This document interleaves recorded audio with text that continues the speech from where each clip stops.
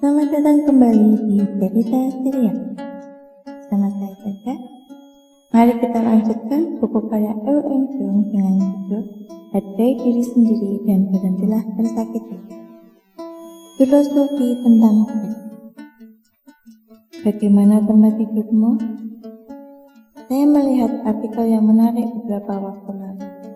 Artikel tersebut berjudul 10 alasan kenapa kamu masih lajang musim semi ini. Isinya seperti berikut ini. Sebuah tim penelitian dari 5 universitas di Amerika Serikat termasuk University of Florida melakukan survei atas 6.500 peserta mengenai faktor-faktor yang menyebabkan mereka memutuskan suatu hubungan. Dalam survei ini, faktor yang mencegah suatu hubungan berlanjut disebut sebagai deal breaker. 4 dari 10 jawaban yang diberikan para responden mencakup masalah seksualitas. Urutan 1, penampilan tidak rapi. Urutan 6, kurangnya kepuasan seksual. Urutan 7, kurang percaya diri. Urutan 9, kurangnya libido. Hal pertama yang menarik perhatian saya adalah kurangnya libido pada peringkat ke-9. Di antaranya alasan-alasan di atas. Akhir-akhir ini, jumlah pasangan yang khawatir kekurangan kegiatan seksual semakin meningkat. Tidak ada yang lebih memalukan daripada tingkat hasrat seksual yang jauh berbeda. Seseorang yang tidak berhasrat seksual merasa tidak nyaman karena merasa pasangannya ingin bertemu hanya untuk berhubungan seks. Sedangkan mereka yang berhasrat seksual tinggi selalu harus menyampaikan sesuatu yang merendahkan harga dirinya. Konflik muncul dalam beberapa kali terjadinya hubungan. Itulah mengapa ada pepatah yang mengatakan bahwa seharusnya kamu mencoba mencocokkan chemistry batinmu dulu sebelum menikah. Kurangnya seks di antara pasangan. Sohee berganti kekasih 3 kali dalam setahun terakhir. Setelah berpisah dengan pria ketiga, dia datang berkonsultasi. Kali ini, apa masalahnya? Dia kan bukan aset budaya, jadi buat apa melindunginya? Jadi, kuakhiri hubungannya. Bukankah sulit untuk bergairah tentang cinta setiap saat? Sulit. Tapi, aku ingin segera menikah. Bukankah kita harus bertemu banyak pria agar bisa menikah sebelum usia 30? Jika kamu ingin menikah, bukankah kamu harus mencari pria yang ingin kamu nikahi? Aku tahu apa yang kamu maksud. Orang seperti aku harus mencari pasangan yang pantas. Melihat Sohee, saya menyadari bahwa wanita kini telah menjadi sangat mandiri. Banyak wanita mengunjungi klinik kami karena masalah seks. Penyebabnya, mereka tidak ingin menjadi wanita yang terus terang, tetapi juga tidak suka menahan hasrat seksualnya. Yang biasanya datang untuk konsultasi semacam ini adalah kelompok usia awal hingga pertengahan 20-an. Usia saat mengalami hubungan seks pertama kali kini datang lebih cepat, dan tampaknya sangat dipengaruhi oleh masa pertumbuhan dalam budaya yang lebih toleran pada seks. Pada awal hubungan kami bercinta beberapa kali dalam seminggu. Namun, sejalan dengan semakin lamanya masa pacaran, untuk berhubungan sebulan sekalipun sulit. Wanita yang mengeluhkan kekhawatiran semacam itu memiliki satu kecemasan. Mereka lebih menyesali hilangnya pemujaan seorang pria pada diri mereka daripada hubungan fisik itu sendiri. Itulah pola cinta. Pada awalnya, seorang pria memberikan banyak hadiah dan melakukan serangan-serangan cinta, seperti datang menjemput dengan mobil. Kemudian, setelah 6 bulan atau lebih, pemujaan pria itu berkurang. Pada saat inilah tempatnya seks berkurang. Para wanita itu pun berpikir begini. Dulu, aku menyeretnya ke motel, bahkan hanya untuk ganti pakaian. Tapi sekarang aku membiarkannya masuk begitu saja. Rasanya penyebab stagnasi cinta adalah selalu mencari seksualitas. Ketika tipe wanita seperti ini datang kepada saya, saran saya adalah, sekarang giliranmu untuk berusaha. Tidak ada kata terlambat untuk berhenti mencintai, bahkan setelah mencoba. Cinta adalah usaha. Cinta secara fisik juga harus disertakan dalam upaya ini. Meski katanya dopamine, hormon cinta hanya berlaku 2 tahun. Jika kamu seorang kekasih yang benar-benar membagi waktu, pikiran, dan energi dengan tulus, kamu bisa mengembalikan gairah dalam hubungan dengan sedikit usaha. Menjadi wanita yang berfilosofi tentang seks.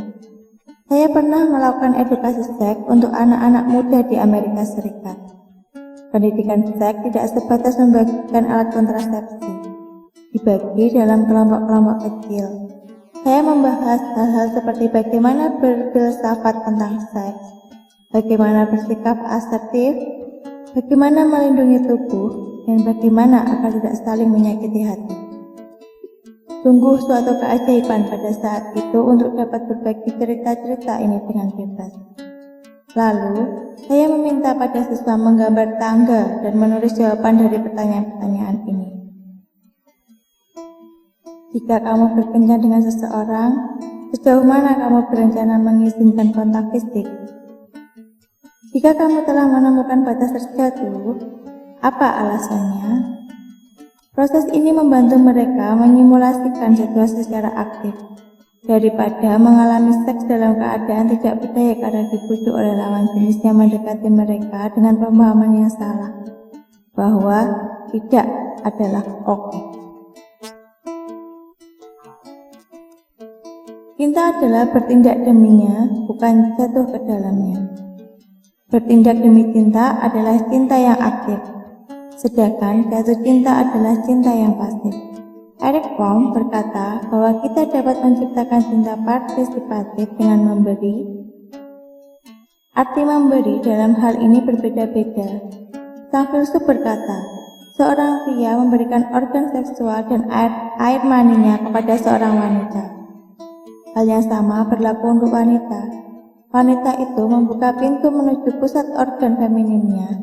Dalam tindakan menerima, dia memberi.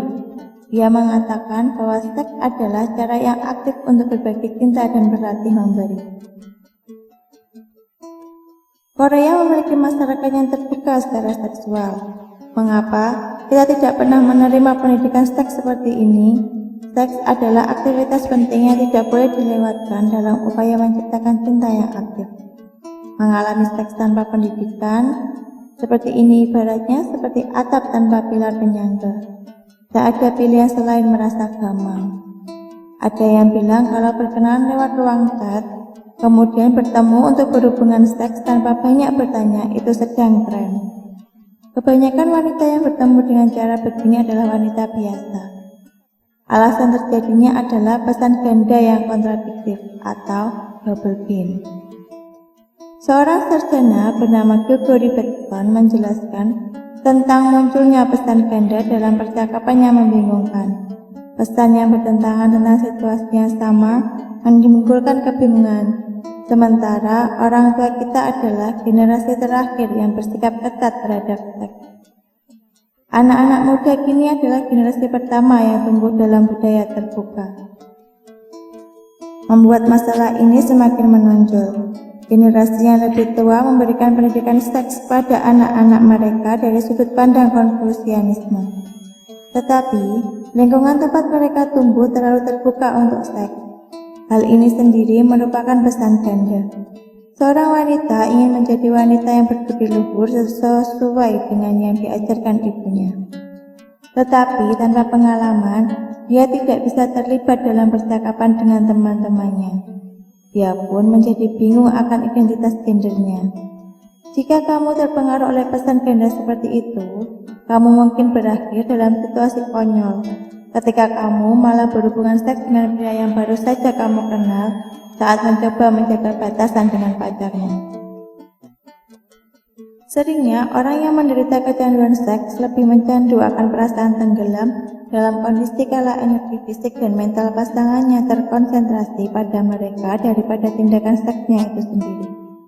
Dengan demikian, seks adalah pengalaman hebat yang memungkinkan satu sama lain mengalami semestanya masing-masing. Jika kamu benar-benar mencintai seseorang, bagikan cintamu sebanyak yang kamu inginkan. Cinta adalah bertindak deminya, bukan jatuh ke dalamnya. Menikah itu mudah, tetapi membangun keluarga itu sulit. Menikah bukan hanya untuk wanita. Ketika berbicara dengan para wanita, saya sering mendapat kesan bahwa mereka berpikir pernikahan adalah masalah wanita, sebab mereka telah memiliki harapan untuk menikah sejak masih muda. Tidakkah menurutmu seorang pria memiliki keinginan seperti itu? Pria juga berhasrat untuk mewujudkan keinginan seperti itu. Sungguh konyol jika berkata bahwa seorang pria harus melepaskan keinginannya untuk menikah. Oleh karena itu, pria dan wanita perlu meluangkan waktu untuk bersama-sama membuat gambaran besar pernikahan dan mencocokkannya. Jika tidak, kamu tak punya pilihan selain memperjuangkan kepentingan pribadi pada masa-masa awal bulan madumu. Di Amerika Serikat ada program terapi pranikah untuk pasangan yang akan menikah. Isi konsultasi ini mencakup lebih dari 10 bidang seperti agama, ekonomi, dan kebiasaan rinciannya seperti berikut. Berapa kali dalam seminggu kalian mengizinkan pasangan untuk bertemu dengan temannya? Berapa banyak waktu yang kalian berikan kepada pasangan untuk menjalani kegiatan keagamaan? Kemana kalian akan memprioritaskan pengeluaran? Bagaimana kalian akan berbagi peran mengurus rumah tangga? Seberapa jarak jauh yang akan kalian jaga dari orang tua masing-masing? Bagaimana kalian ingin menghabiskan waktu luang? Seberapa sering kalian merasa nyaman berhubungan seks? Bagaimana cara kalian menghilangkan stres saat sendirian atau bersama kelompok? Ada perbedaan besar dalam kualitas pernikahan jika kamu menikah dengan mengetahui hal-hal ini dan jika tidak. Ji-hye yang bekerja sebagai guru bahasa Inggris menikah setelah hamil. Dia ingin membuat peluang belajar bahasa Inggris untuk bekerja dari rumah. Tetapi suaminya dengan tegas menantangnya. Kamu harus bersiap menjadi seorang ibu. Buat apa melakukan itu? Ini adalah klaim suaminya. Namun, dia memiliki pendapat yang berbeda. Aku tidak mengerti mengapa aku harus melepaskan pekerjaanku hanya karena sudah menikah. Perselisihan ini muncul karena mereka menikah tanpa mencoba membangun gambaran besar pernikahan mereka. Bagaimana mengatur keuangan, berapa kali setahun mengunjungi mertua, dan rencana pengasuhan untuk anak-anak mereka. Jika perselisihan terus berulang, kamu mungkin harus mengambil pilihan ekstrim, yaitu perceraian. Karena itu, bicarakanlah sebelum menikah. Saatnya meletakkan fondasi ekonomi. Persiapan pernikahan dapat dibagi menjadi 3 kategori utama. Yang pertama adalah persiapan fisik. Untuk mencari rumah tinggal, membeli perabot rumah tangga, dan mencocokkan tujuan keuangan. Jika kamu dan pasangan sama-sama bekerja, kalian harus sepakat apakah akan menggabungkan rekening bank atau tidak. Ini jauh lebih penting daripada keputusan di mana harus membeli tempat tidur. Jika seorang calon pengantin bertanya kepada saya, apa yang harus dia lakukan? Saya menyarankannya untuk tidak menggabungkan rekening bank mereka sampai selama 1 tahun. Nilai dan pengeluaran uang amat dipengaruhi oleh keluarga. Jika orang tua berorientasi pada konsumsi, anak-anak pun akan menjadi begitu. Ketika orang tua mengutamakan berhemat, anak-anaknya pun akan berpikir begitu. Dengan asumsi menikah pada usia 32 tahun, masing-masing dari mereka memiliki kehidupan sosial setidaknya selama 5 tahun sebelum menikah. Pria menjadi pria dan wanita menjadi wanita. Mereka akan membentuk nilai dan kebiasaan masing-masing mengenai uang. Nilai dan kebiasaan yang telah terbentuk selama 3 dari selama lebih dari 30 tahun tidak bisa mengubah dalam semalam, karena sulitnya mencapai kesepakatan yang utuh. Mereka sering berdebat tentang masalah keuangan pada masa-masa awal pernikahan. Oleh karena itu, sebaiknya gunakan waktu sekitar 1 tahun sebagai periode meletakkan fondasi ekonomi setelah menikah. Juga untuk mengamati rata-rata pendapatan, pola konsumsi dan pendapatan, serta pengeluaran untuk acara-acara keluarga dari kedua belah pihak. Pada saat yang sama, masuk akal untuk menyepakati satu persatu pos pengeluaran. Cara menjaga relasi. Persiapan pernikahan yang kedua adalah membedakan antara dunia kita sendiri yang kita jalin semasa masih lajang dan dunia baru yang tercipta setelah menikah. Bukankah relasi yang dimiliki wanita berakhir ketika mereka menikah? Ada yang menanyakan pertanyaan ini, tetapi ini adalah masalah pilihan. Mengapa kita membangun koneksi yang dibangun dengan susah payah dan membangun jaringan hanya dengan ibu-ibu di lingkungan sekitar? Meski sudah menikah, kamu harus tetap mempertahankan duniamu sendiri. Seperti rekan kerja saat ini, teman, dan berbagai komunitas pengembangan diri. Aku mengorbankan waktu dan hobiku untuk keluargaku, tetapi tidak ada timbal baliknya. Banyak wanita yang sudah menikah menghela nafas ketika mengatakan ini. Namun, bahkan jika keluarga menyediakan 100% dukungan emosional, penerimanya akan selalu merasa tidak cukup. Alasannya, kepuasan 100% itu sendiri tidak mungkin terjadi. Profesor David Excellent dari Harvard University mengatakan kelompok acuan menentukan keberhasilan dan kegagalan hidup seseorang.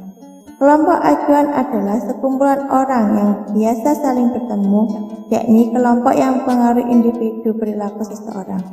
Setelah menikah, mudah untuk bertemu orang yang hanya berperan sebagai ibu, istri, dan menantu. Jumlah orang yang kita temui berkurang secara drastis. Karena itu, saya harap kamu meninggalkan gagasan memiliki pernikahan yang sempurna dan mengutamakan untuk bertemu dengan orang-orang yang akan memanggil namamu sendiri, bukan nama suamimu. Jumlah orang yang kita temui. Namun, bukan berarti kita tidak seharusnya berfokus pada pernikahan kita. 1-2 tahun setelah menikah pasti menjadi waktu untuk fokus pada suami dan keluarga baru.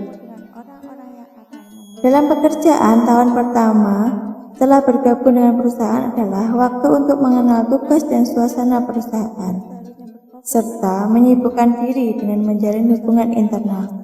Hal yang sama berlaku untuk pernikahan. Bukankah ada perkataan bahwa frekuensi hubungan suami istri selama masa pengantin baru melebihi frekuensi hubungan suami istri selama sisa hidup mereka? Pada masa ini, mereka melakukan eksplorasi seksual terhadap satu sama lain dan menyibukkan diri dengan pasangannya. Setelah 3-5 tahun yang mencakup masa kehamilan dan persalinan, biasanya mereka ingin mencurahkan 70% energi untuk keluarga dan 30% untuk relasi lain. Memang sulit untuk menghabiskan waktu dengan teman atau kolega seperti ketika masih lajang. Jadi, akan lebih baik untuk mempertahankan relasi dengan meminta pengertian dari orang-orang di sekitarmu saat menjadi pengantin baru. Kamu juga harus memahami bahwa wajar jika putus kontak dengan teman yang sudah menikah. Daripada merasa kesal dan berpikir, setelah menikah, mereka jadi tak bisa dihubungi. Inilah mengapa aku tidak suka jadi wanita. Lebih baik kamu memahami bahwa awal pernikahan adalah waktu mereka menyibukkan diri dengan hubungan mereka. Dengan begitu, setelah menikah pun kamu bisa mendapat perhatian dari mereka. Inilah mengapa aku tidak suka jadi wanita. Mempelajari priaku, bagaimana dia dibesarkan. Persiapan terakhir untuk menikah adalah memahami kehidupan calon pasangan. Ketika pasangan calon pengantin atau suami istri melakukan terapi pasangan dengan saya, masing-masing saya minta untuk mengerjakan pekerjaan rumah, yaitu menggambar grafik kehidupan. Ini adalah aplikasi dari kuliah Lifelong Development yang saya ambil sebagai kuliah pertama saat belajar di Amerika Serikat. Seluruh proses perkembangan hidup mengacu pada proses menggambar kurva kehidupan. Mereka dapat menandai emosi seperti kebahagiaan dan ketidakbahagiaan pada sumbu X, dan menandai peristiwa paling berarti dalam hidup sebagai skor pada sumbu Y. Dengan menghubungkan garis putus-putus, kurva kehidupan telah lengkap. Proses ini membantu mereka untuk mengamati kembali hidup mereka dengan pemikiran mereka. Aku pernah mengalami kesulitan karena melalui momen ini, atau insiden ini membuatku bahagia. Dengan memvisualisasikan dan mengukur alur kehidupan, proses itu membantu mereka memprediksi dan skor hidup yang mereka inginkan di masa depan, dan menceritakan apa yang harus mereka sesuaikan saat ini. Atau alasan dari keputusan kita untuk menikah adalah diri kita saat ini. Namun, kita adalah hasil dari masa lalu dan masa sekarang. Menikahi seseorang berarti menggabungkan masa lalu orang itu dengan masa lalu kita. Jadi, sangatlah penting untuk mengetahui alur kehidupan pasangannya. Saat saya menjelaskan tujuan program seperti itu, banyak yang setuju. Tidak ada yang akan berpikir bahwa saat menikah, hidupku dan hidupmu sudah berakhir. Jika kamu tidak percaya bahwa pernikahan akan memperkaya hidupmu, sebaiknya jangan menikah. Berjanjilah untuk mengembangkan kehidupan satu sama lain. Ini adalah persiapan yang paling penting dan rahasia untuk menciptakan pernikahan yang sehat. Pernikahan menggabungkan masa laluku dan masa lalunya. Berjanjilah untuk mengembangkan kehidupan satu sama lain. Ini adalah persiapan yang paling penting dan rahasia untuk menciptakan pernikahan yang sehat. Pernikahan menggabungkan masa laluku dan masa lalunya.